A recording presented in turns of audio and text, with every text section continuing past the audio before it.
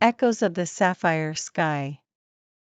The sapphire sky stretched endlessly above, a vast canvas painted with the hues of day transitioning into night. Beneath it, nestled in the heart of the countryside, stood a charming cottage that time seemed to have forgotten.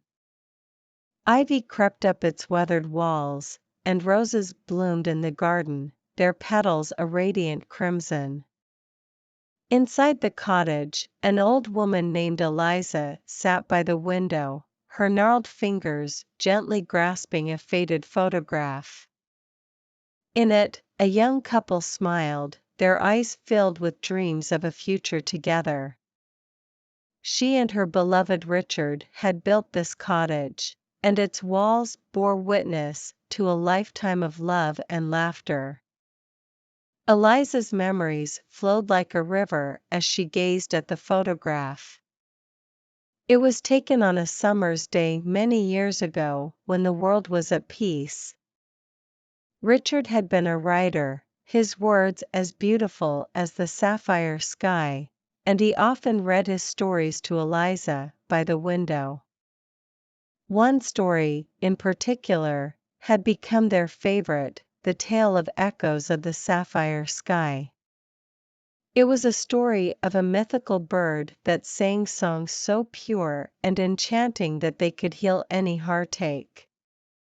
The bird lived high in the mountains, hidden among the sapphire skies, and its song was said to be a balm for the soul.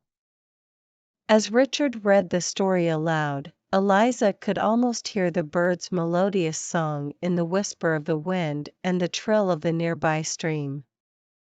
She felt as though the sapphire sky held the key to their happiness, a promise of eternal love and serenity.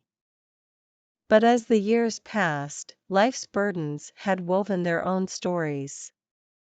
Richard's health had declined, and the vibrant sapphire sky had often been obscured by clouds of worry and sorrow. They faced hardships, yet their love remained unyielding. One fateful winter, Richard passed away, leaving Eliza alone with her memories and the sapphire sky. She missed him terribly, and the cottage felt empty without his presence and his stories. She longed to hear the tale of the mythical bird once more, to feel the magic of its song. On the anniversary of his passing, Eliza decided to honor Richard's memory in a special way. She packed a small bag and set off on a journey to find the mythical bird in the mountains. Though the path was treacherous and the weather unforgiving, Eliza pressed on, driven by the echoes of the sapphire sky and the love that had sustained her. Days turned into weeks, and Eliza's determination never wavered. She climbed higher into the mountains, where the sapphire sky seemed closer than ever. And then, one evening, as she sat by her campfire, she heard it, the enchanting song of the mythical bird. Tears filled her eyes as the bird's melody washed over her, carrying with it a sense of peace and healing. In that moment, Eliza understood that the sapphire sky had always held the key to their happiness. It wasn't just a backdrop to their love story, it was a testament to the enduring power of their love. Eliza returned to the cottage, her heart lighter than it had been in years. She knew that Richard was still with her, in the echoes of the sapphire sky and the memories they had created together. The old cottage, with its ivy-covered walls and blooming roses, was no longer just a house, it was a sanctuary of love and storytelling. And so, in the twilight of her years, Eliza continued to gaze at the sapphire sky, sharing the tale of Echoes of the Sapphire Sky with anyone who would listen, knowing that love and the beauty of the world around us are the greatest stories of all. The enchanted melody of moonlit waters.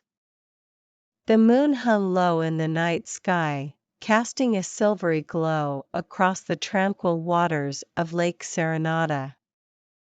Nestled deep in the heart of the forest, this secluded lake was a place where legends whispered, and magic seemed to dance upon the ripples. In a small cabin on the lake's edge, lived an aging musician named Elias. He was a man of few words, but a soul filled with melodies that resonated with the very heartbeat of the forest. Elias had spent his entire life by Lake Serenata, and the lake, in return, had gifted him its most precious secret, an enchanted melody that could only be heard on moonlit nights.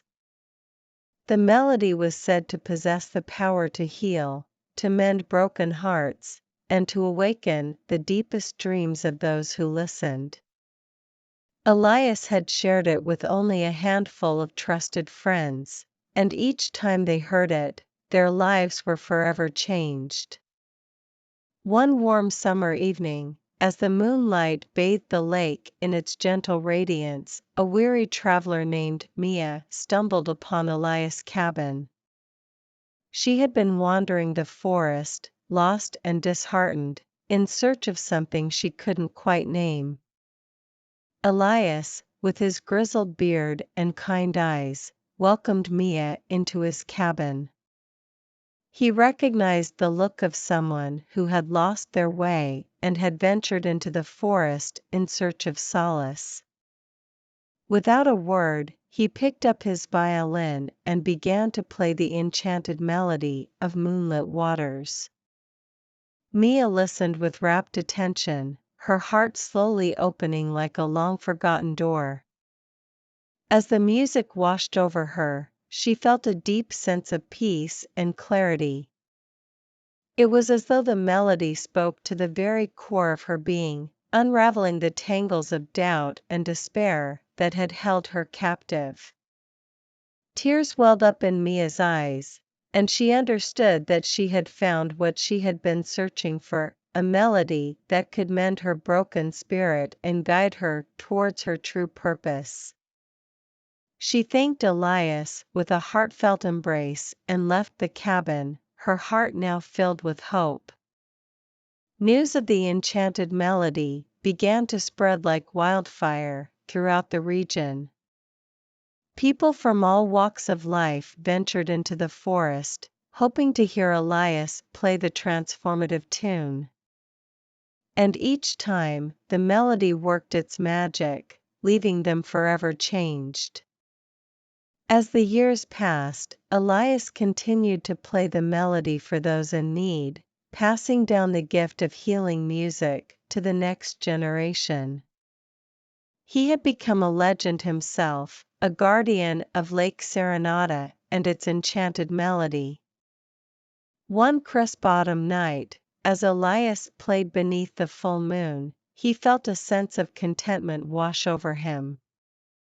He knew that his time in this world was drawing to a close, but he also knew that the melody would live on, carried by those whose lives had been touched by its beauty.